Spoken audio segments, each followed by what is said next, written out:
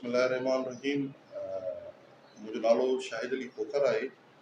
मां जेको आहे सो मिनिस्ट्री ऑफ डिफेंस में एज़ अ जॉइंट डायरेक्टर सर्व थो कयां गुज़िरियल 6 सालनि खां। मिनिस्ट्री ऑफ डिफेंस खां अॻु में मां सर्व कयो 6 साल ई मिनिस्ट्री पेट्रोलियम में एज़ अ डिप्टी डायरेक्टर, ऐं उन खां अॻु में मुंहिंजी जॉब जेको आहे उहो मोटरवे पुलिस जी आहे। मां पंहिंजे इन सॼे लाइफ में 3 कैरियर सिलेक्शंस जे अंदरि जेको इन्वॉल्व थियो आहियां। मुंहिंजी क्वालिफिकेशन मास्टर आहे, MBA मां कई आहे, ऐं मास्टर इंग्लिश लिटरेचर बि आहे। उन सां गॾु मां जेको आहे सो मोर देन 30 डिफरेंट जेके आहिनि management and administration related courses कया आहिनि। अॼु असां हिन तमामु नादिर मौक़े ते जेको आहे सो नॉलेज सेंटर लाड़काना में आयासीं, जिते असां कैरियर काउंसलिंग जे बारे में ॻाल्हायोसीं। नटशेल ऐं मुख़्तसर जेको सो मां हिन वटि पंहिंजो साॻाई एक्सपीरियंसिस शेयर कंदुसि हिन चैनल जे थ्रू।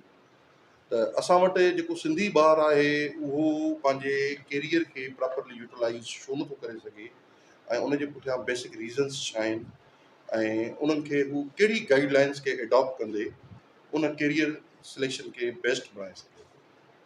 सभ खां पहिरियों जेको असां वटि अलमियो इहो आहे त असां वटि कैरियर काउंसलिंग ते कंहिं बि क़िस्म जो को प्लेटफॉर्म कान्हे।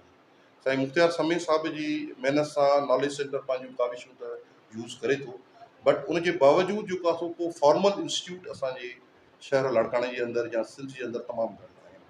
कैरियर काउंसलर्स जो तमामु वॾो हिकिड़ो रोल हूंदो आहे। उहे स्टूडेंट्स जी जेकी आहे उहा मुकमल तौर ते एनालिसिस कंदा आहिनि त उन्हनि खे नीड्स छा आहिनि, जॉब ट्रेंड्स खे ॾिसंदा आहिनि, ऐं उनखां पोइ मार्केट्स खे ॾिसंदा आहिनि, ऐं उहे पोइ उन स्टूडेंट्स जा मॉक इंटरव्यूज़ कंदा आहिनि, मॉक टेस्ट कंदा आहिनि, ऐं उनखे मल्टीपल ऑप्शंस जेको आहे so as a source of motivation थी करे उन्हनि खे प्रोवाइड कंदा आहिनि। सो बदकिस्मती सां असांजे माना सिंध जे अंदरि अहिड़े क़िस्म जूं इंस्टीट्यूट्स या अहिड़े क़िस्म जूं ऑर्गेनाइज़ेशन्स तमामु घटि आहिनि। नो डाउट अहिड़ा सेंटर ऐं अहिड़ा इदारा नॉलेज सेंटर जहिड़ा तमामु घणो रोल उन में उहो वैक्यूम पंहिंजो फिल करण जी कोशिशि कनि था। सो असां सां बेसिकली जेको असांजो ॿारु जेको कैरियर में धकु खाए थो, जेको मुंहिंजी नज़र में उहो इहो आहे त असां जेकी बुनियादी जेकी ॿार जी एजुकेशन आहे क्लास 1 खां वठी 2nd ईयर ताईं, उहा असां पंहिंजी प्रॉपर हलायूं। जेकॾहिं असां उहा सही तरीक़े सां हलाईंदासीं 1 to 5 ॿार खे जेको आहे सो उहा रीडिंग राइटिंग इन स्पीकिंग जेको आहे एबिलिटी अचणु खपे, ठीकु आहे, ऐं 6 to 8 ॿार में अञा फर्दर थोरी स्टेबिलिटी अचे। जेकी 8th खां वठी 2nd ईयर ताईं एजुकेशन आहे उनखे असां नॉन चीटिंग जेको आहे न हिकिड़ो मॉडल बणायूं।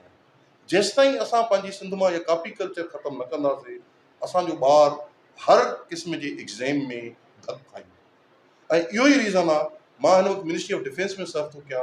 असांजा सिंधी छोकिरा, सिंधी ॿार, उहे जेके आर्म फोर्सिस इंस्टीट्यूट में इन जे करे धकु खाईंदा आहिनि त 2nd ईयर खां पोइ उहे जॾहिं आर्मी, नेवी ऐं एयरफोर्स जे एग्ज़ाम्स में वेहंदा आहिनि त पुठियां उन्हनि जे कुझु बि कोन्हे। ऐं इहे ई ॿार जेकॾहिं प्रॉपर तरीक़े सां पंहिंजो जेको आहे सो महिनत करे 2nd ईयर ताईं पंहिंजो तालीम हासिलु कनि बग़ैर कंहिं कापी जे, असांजे बोर्ड्स खे रिफॉर्म्स आणणु खपनि, असांजे फेडरल बोर्ड खे असां हिते एडॉप्ट कयूं त असांजा ॿार तमामु घणा अॻिते हली पंहिंजे कैरियर में अदा करे सघनि। 1 2 असांखे मुख़्तलिफ़ फेडरल पब्लिक कमीशन जा एग्ज़ाम्स आहिनि, हिकिड़ो त कॉम्पिटिटिव एग्ज़ामिनेशन आहे, उन तरफ़ बि असां वञूं, ऐं उन सां गॾोगॾु असां जेके 1 पेपर एग्ज़ामिनेशन्स आहिनि उन तरफ़ बि वञूं। अहिड़े ई नमूने सिंध पब्लिक सर्विस कमीशन जो बि एग्ज़ाम्स आहिनि, कॉम्पिटिटिव एग्ज़ामिनेशन, उनखे बि ऑप्ट कयूं, ऐं उन सां गॾु जेको 1 पेपर एग्ज़ाम आहे सिंध पब्लिक कमीशन जो उनखे बि ऑप्ट कयूं। असां वटि NTS सिस्टम आहे, NTS जे थ्रू काफ़ी जॉब्स अचनि थियूं। असां ॿारनि खे अवेयरनेस ॾियूं बेसिकली त उहे NTS जूं जेके जॉब्स आहिनि उन्हनि खे जेको प्रिफर कनि। ऐं उन खां अलावा काफ़ी सारियूं ऑटोनोमस ऑर्गेनाइज़ेशन थियूं जेके मल्टीपल मेथड्स जे थ्रू पंहिंजी रिक्रूटमेंट कनि थियूं। उन में असांजी OJDCL थी वई, तमामु वेल पेड हिकिड़ी जॉब आहे, PPL आहे, एटॉमिक एनर्जी कमीशन्स आहिनि, ऐं मुख़्तलिफ़ अहिड़ा इदारा आहिनि जेके जेको आहे सो ऑटोनोमस इदारा आहिनि, ऐं उहे पंहिंजो रिक्रूटमेंट मेरिट ते था कनि। असांखे सिर्फ़ु अवेयरनेस जी ॾियण जी ज़रूरत आहे, ऐं असांखे पंहिंजे ॿार जी उन फाउंडेशन खे स्ट्रॉन्ग करण जी ज़रूरत आहे जीअं उहो अहिड़नि एग्ज़ाम्स में ईज़ीली वेही ऐं जेको आहे सिलेक्शन पंहिंजी कराए। अॼुकल्ह त ॾाढा नादिर मौक़ा अची विया आहिनि, फ्रीलांसिंग थी वई आहे, ऑनलाइन सिस्टम जे थ्रू माण्हू जॉब्स वठी सघे थो। पोइ ज़रूरत इन शइ जी आहे असां पंहिंजे ॿार जी skill enrichment and skill enhancement जे तरफ़ तवजो ॾियूं।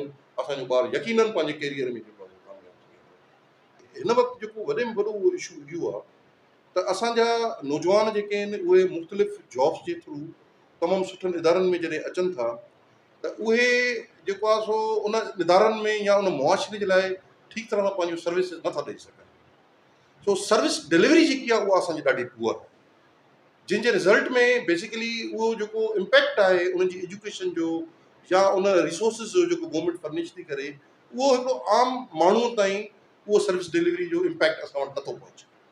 इन में वॾो जेकी मां सम्झां थो असांजे ज़रूरत आहे इन शइ जी, त असां पंहिंजे ब्यूरोक्रेट्स खे ब्रेन वॉश करण जी ज़रूरत आहे। असां उनखे रिफॉर्म कयूं, असां उन्हनि जी ट्रेनिंग्स जेके थियनि थियूं, सिविल सर्विस अकेडमी थी वई, सेक्रेटरी ट्रेनिंग इंस्टीट्यूट थी वियो, ऐं जेके पब्लिक ऐं पॉलिसी मेकिंग जा जेके इदारा आहिनि जेके उन्हनि खे ट्रेन था कनि, उन्हनि में असां इहा शइ लाज़िम करार ॾियूं त इन्हनि CSP ऑफिसर्स खे ब्रेन वॉश कनि ऐं इन्हनि खे सम्झाइनि त you are appointed for the service to the people, not for money making. ठीकु आहे, मनी मेकिंग जे लाइ तव्हांखे त अपॉइंट न कयो वियो आहे, ऐं असां उन्हनि सभिनी जो ब्यूरोक्रेट्स जो कमु इहो आहे त उहे सर्विस डिलीवर कनि। ऐं इहा जॾहिं असां उन ब्यूरोक्रेट जी सोच खे असां जॾहिं इन ट्रेनिंग इंस्टीट्यूट्स में असां चेंज कंदासीं, तॾहिं उहे ब्यूरोक्रेट्स जेको आहे सो इन पंहिंजी सेल्फिश डिज़ायर्स खां ऐं मटीरियलिस्टिक वॉन्ट्स खां ॿाहिरि निकिरी हिकिड़े आम माण्हूअ जी सही तरीक़े सां ख़िदमत करे सघंदा। Thank U very much.